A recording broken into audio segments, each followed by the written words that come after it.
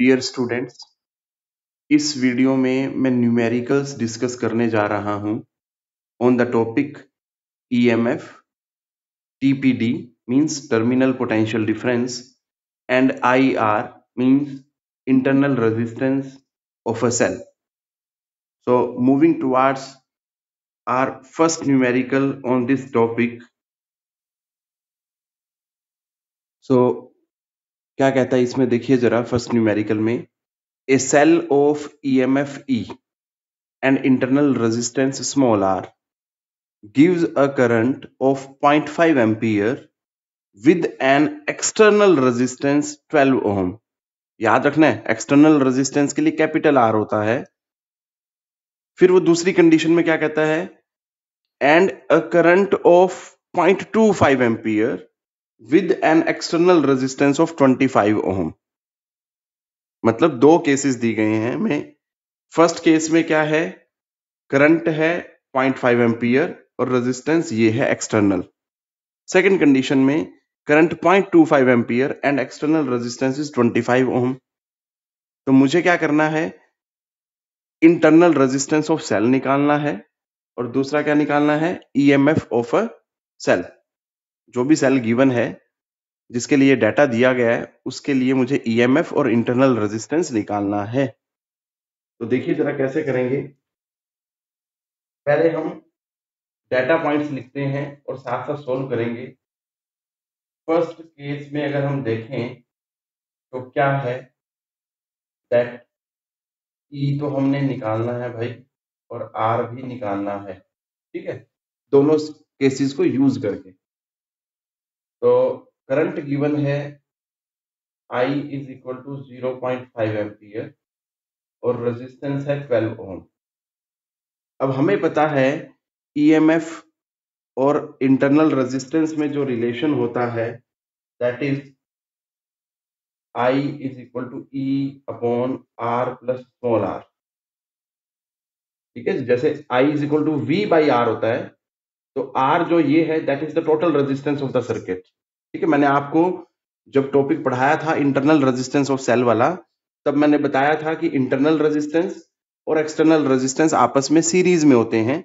उस वीडियो में बताया मैंने। तो इस वजह से सीधा सीधा जुड़ गए दोनों रेजिस्टेंसेस। तो यहाँ पे मुझे अब वैल्यूज डाल के एक इक्वेशन मिलेगी हमें। क्या है वो, I is equal to 0.5 is equal to EMF upon 12 plus R। Cross multiply करेंगे तो क्या आ जाएगा, 0.5R plus 6 is equal to EMF। तो इस 6 को इधर ले आए, EMF को इधर ले आए, तो इक्वेशन बन जाएगी जो है दैट इज, आप ऐसे भी छोड़ सकते हैं, that is up to you कैसे आपको सोल्व करना है। ठीक है जी, नंबर 1, चाहे EMF को इधर ले आओ 6 को इधर ले आओ, that you have to do yourself, कैसे करना चाह रहे हो आप। अब सेकंड केस में अगर देखें तो सेकंड केस की अगर बात करें, सेकंड केस के लिए क्या दिया है, I is equal to 0.25 ampere and resistance जो है दैट इज 25 ओम। फिर दोबारा इसी में वैल्यू अगर डालें सेम फॉर्मूला में तो क्या मिलता है, I की जो वैल्यू है that is 0.25 is equal to EMF हमें पता ही नहीं है, एक्सटर्नल रेजिस्टेंस 25 ओम है प्लस R। अब दोबारा फिर क्रॉस मल्टीप्लाई करेंगे तो क्या होगा, 6.25 plus 0.25 R is equal to EMF। ठीक है जी। अब आप या तो देखो इस चीज को यूज कर लें कि ये भी EMF की इक्वेशन है और ये भी EMF की इक्वेशन है, दोनों को सोल्व करेंगे तो वहां से स्मॉल r आ जाएगा। स्मॉल r की वैल्यू यहां रखें या यहां रखें तो वहां से EMF की वैल्यू आ जाएगी। सिंपल, जैसा आप करना चाहें। या आप इसको 10th के मेथड की तरह से भी कर सकते हैं। 10th में आप लीनियर इक्वेशंस पढ़ते थे 2 वेरिएबल्स में, तो ये भी 2 वेरिएबल में इक्वेशन है, एक इंटरनल रेजिस्टेंस वेरिएबल है और एक EMF है। इन द सेम वे एक यहाँ पे इंटरनल रेजिस्टेंस और ये क्या है, EMF। इस तरह से आप कर सकते हैं। तो कैसे करना है, जैसे भी आप चाहें that you have to do yourself. अब इन दोनों इक्वेशन को सोल्व करना है बस हमें, ठीक है। तो सोल्व करने पे हमें क्या वैल्यूज मिल रही हैं, देखें अगर हम फ्रॉम 1 and 2 दोनों को इक्वेट करेंगे तो 0.25r plus 6.25 is equal to 0.5r plus 6। तो यहां से देखें तो ये r उधर चला जाएगा, 0.5r माइनस हो जाएगा और ये इधर आ जाएगा, तो क्या हो जाएगा बेटा, that is 0.20r is equal to minus 0.25। Decimal से डेसिमल सीधा सीधा कैंसिल हो जाएगा, तो r की वैल्यू आपके पास आ जाएगी, ठीक है जी। तो r क्या आता है, दैट इज ये 25 और इधर से 20 आगे डिवाइड हो जाएगा, तो दैट विल गिव यू 1.25 ओम। तो ये इंटरनल रेजिस्टेंस आया। अब ये वैल्यू चाहे आप फर्स्ट इक्वेशन में यूज कर लें चाहे सेकंड में यूज कर लें, तो using R 1.25 ohm in equation 1, EMF क्या आएगा सॉल्व करने पे बेटा, that is 6.62 volt. So this is your first numerical on topic EMF, terminal potential difference and internal resistance of the cell. In the same way we are moving to the second numerical, देखते हैं कैसे होगा। The EMF of a battery is 6 volt। EMF दिया हुआ बेटा, that is 6 volt and its internal resistance जो है that is 1.5 ohm।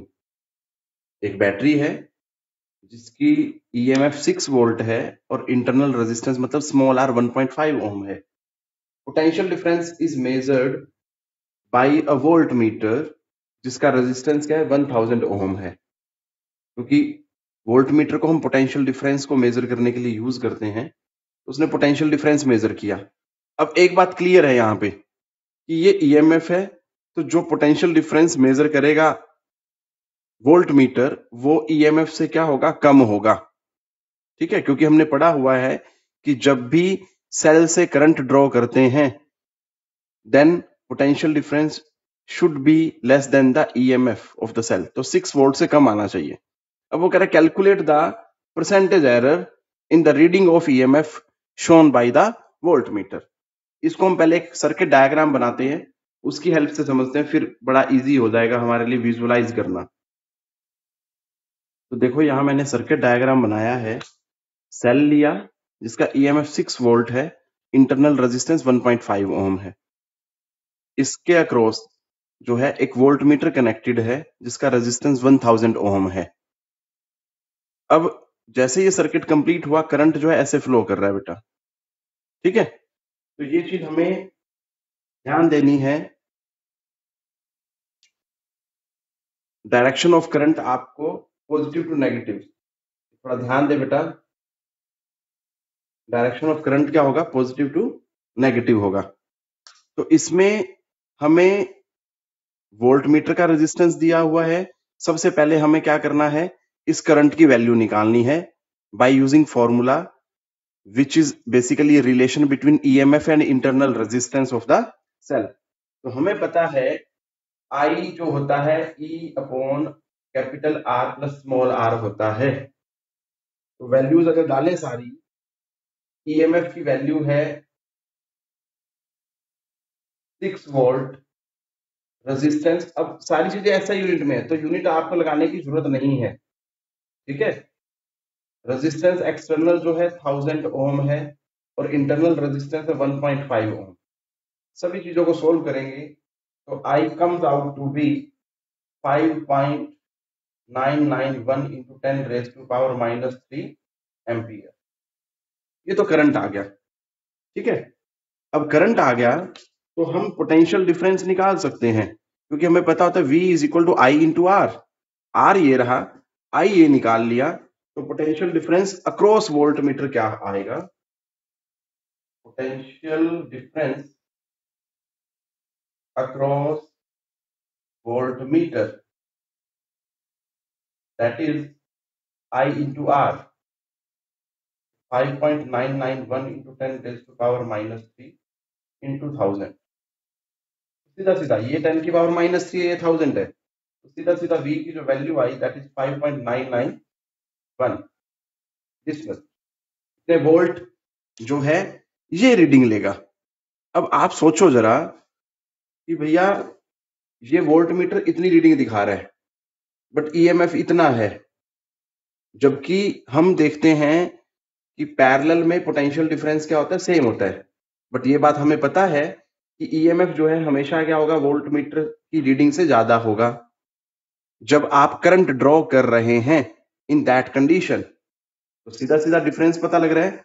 इसका जो ईएमएफ है वो है 6 वोल्ट और ये जो रीडिंग ले रहा है टर्मिनल पोटेंशियल डिफरेंस या सिंपली पोटेंशियल डिफरेंस वो क्या है 5.991। तो सीधा सीधा निकाल सकता हूं मैं परसेंटेज एरर कितना आ रहा है।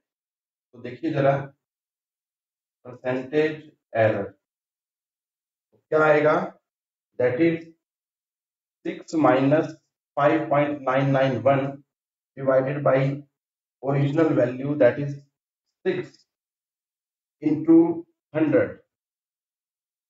साथ में परसेंट का साइन लगा सकते हैं सॉल्व करने पे। तो इसमें से सब्ट्रैक्ट करेंगे, 6 से डिवाइड करेंगे और 100 से पूरा मल्टीप्लाई करने के बाद जो आंसर आता है दैट इज 0.15%। तो ये बात आपने ध्यान देनी है। तो this is the percentage error जो ये नोट कर रहा है वोल्ट मीटर। तो that's all which I wanted to cover in this video, जो बेस्ड थी न्यूमेरिकल्स पे। और न्यूमेरिकल्स भी कौन से लिए इसमें हमने, जो EMF, terminal potential difference and internal resistance of cell से एसोसिएटेड है बेटा। I hope you all will understand this. बस यहाँ पे ध्यान देना, जो गलती से डायरेक्शन ऑफ करंट स्टार्टिंग में गलत मार्क हो गई थी that is corrected right now. ये पॉजिटिव से नेगेटिव जाएगा करंट, हमेशा ऐसा होता है, ठीक है। डायरेक्शन ऑफ करंट क्या, that is always from positive to negative.